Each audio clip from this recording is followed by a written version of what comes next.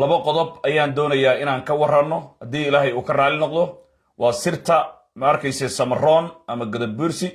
loogu heshiiyey oo aan rabno inaan marka halkan ka sheegno iyo magaalada muqdisho oo maanta ay habar gidir buudka lagula tuntay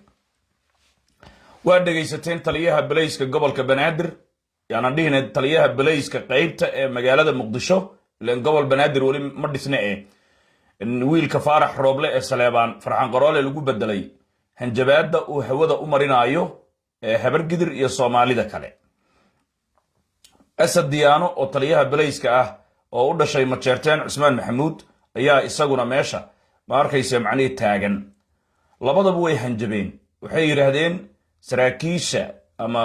askarta balayska ah ee warbaahinta timaaday al-shabaab bay la mid yihiin sida al-shabaab loola dagaalamayo oo kale loola dagaalamaya shabaabka waan yaabannahay shabaabka kan kaararka qaata la leeyahay soo ma ahan marna way la dagaalamayaan damul jadiid iyaga leewaay marna waxay ku leeyihiin kaararka ha qaataan waa isleennahay taasi u geli maayo hadda laakiin meeshaasi maxaa ka dhacay dabdamiska xalay habar gidir rag iyo dumar waranle iyo waayeel meeshaasay isugu tageen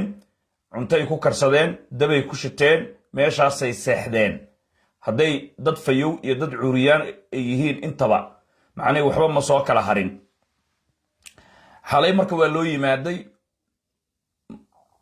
waxaa lagu yidhi adinka miya ahaa okay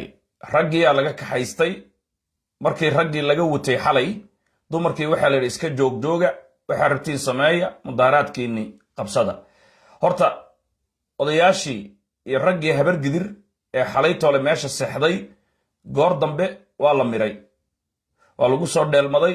xabsigay ku jiraan laakiin meediyaha inta badan hadda lagama sheego waayo meediyaha nafsadiisii ayaa loo hanjabaya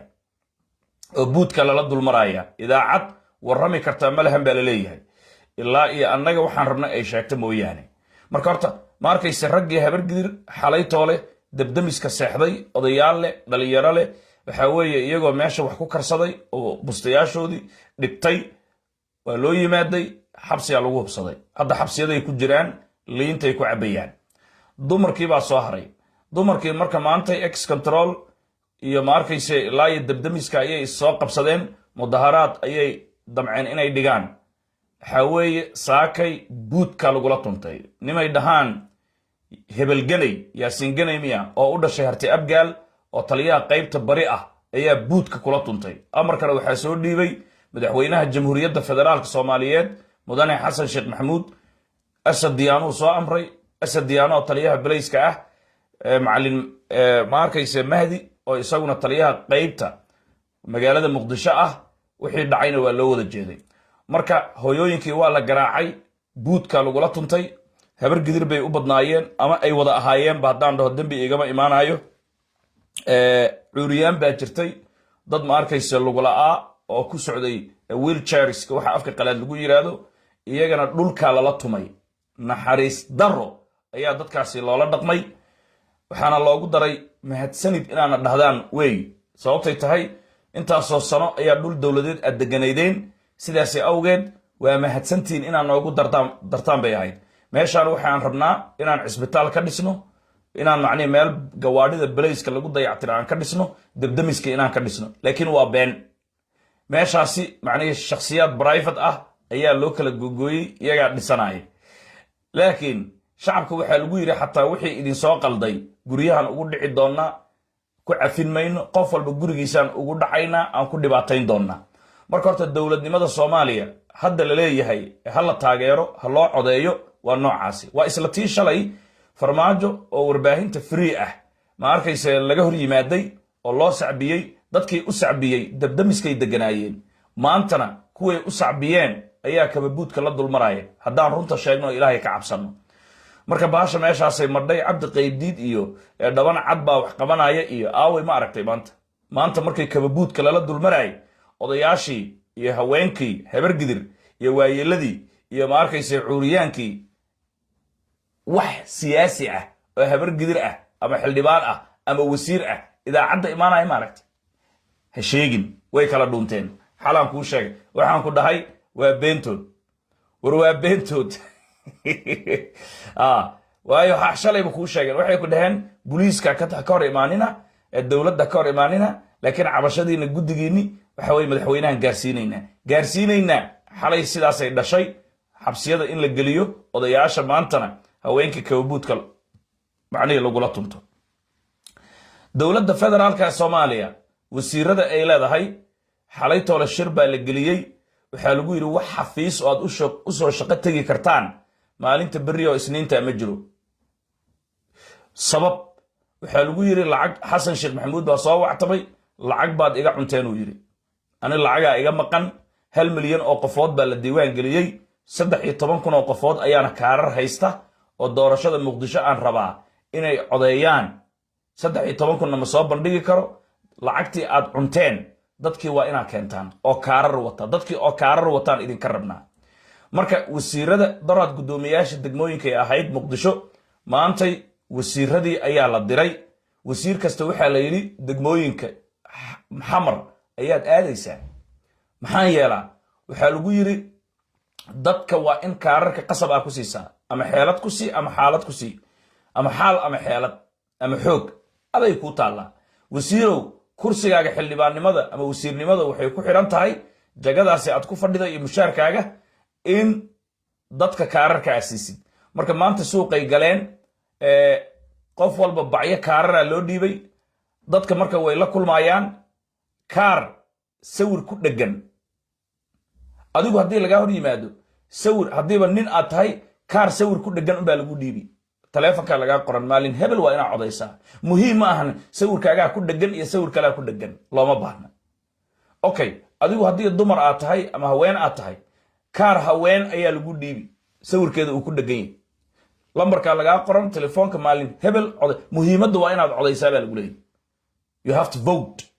inaad codaysid besaa lagaa rabaa lambarka marka lagaa qoraayana haddii aad kaarkan qaadatay aad codayn weydid lagu waayo islaamka kowda habeennimo kusoo salaamaya horta ma arkaysa magaalada muqdisho midaasi ayaa ka taagan dhegaystayaal daawadayaal wasiiradii maanta ma shaqo tegi kartaan ee la yidhi ee degmooyinkaad u shaqo tegaysaan kaararkan 1 milyan ee la diiwaan geliyey waa in iyagoo kaarar wata aan helaa doorasho xamar ay ka dhacdaa dad la'aan bay intaasi u baaqatay lacag baad iga cunteen xasan sheekh maxamuud uu soo karaar qaatay intaasi waa laysla fahmay soo ma ahan warkan ma ku dheeraanayo waxaan u soo galay arrinta sida loogu heshiiyey samaroon ama godobiirsi qodobkaasaan rabaa qodobkan taxadar uu u baahan yahay casharkiisana wuu adag yahay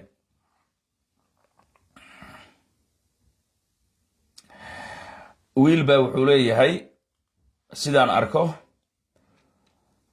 xasan aadan yuusuf wuxuu yidhi aniga haddaan gaal jecel nahay israa'iil ayaan ku biiri rabnaa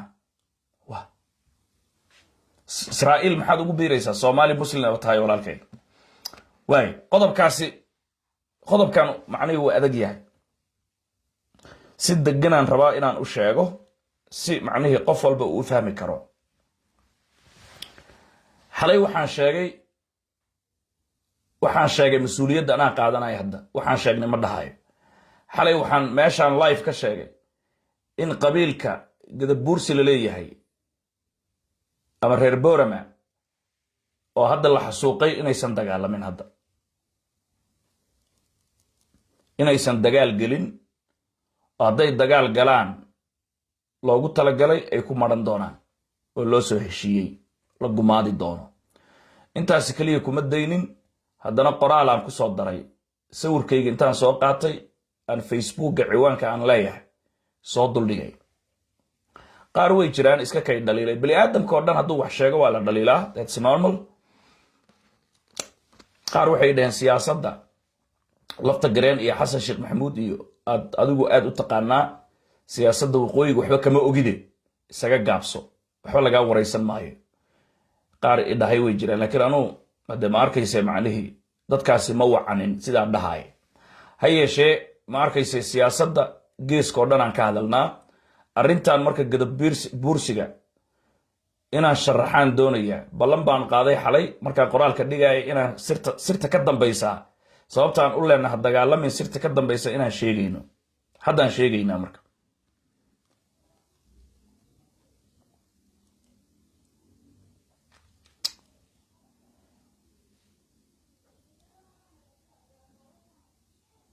okay wixii boorama ka dhacay horta hadda waa loogu talagalay ku talagal bay ahayd hadday farta sii nuuxiyaanna in toos loo dhameeyaa la rabay waxaa jira ku talagal iyo kadis tani kadis ma ahayn ku talagal bay ahayd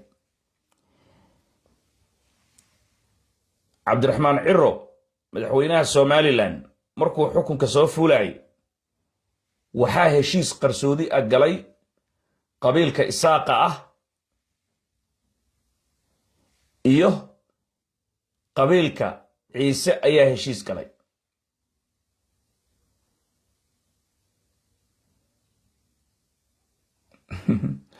qaasim saleebaan wuxuu yidhi munaafiqnimada la aamus meelaha kale macal u raadso laakiin qaasimo ani kuma yeeranin hadda you have a problem yani adigaa problem ku haystaa aniga ii sheer garee qof ma dhaho kaale i daawo qof ma dhaho laakiin adiga la imaanayo haddana adiga la cabaadayo that's your problem soomaaliga dhibka haysta waay marka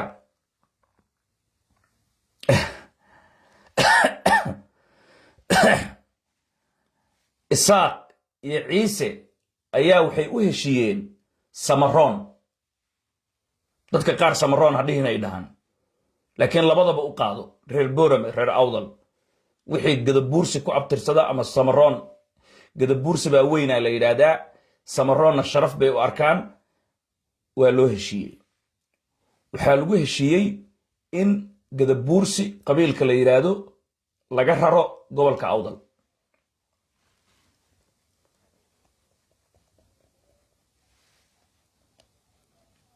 u fiirsaya gobolka awdal in laga raro ayay ku heshiiyeen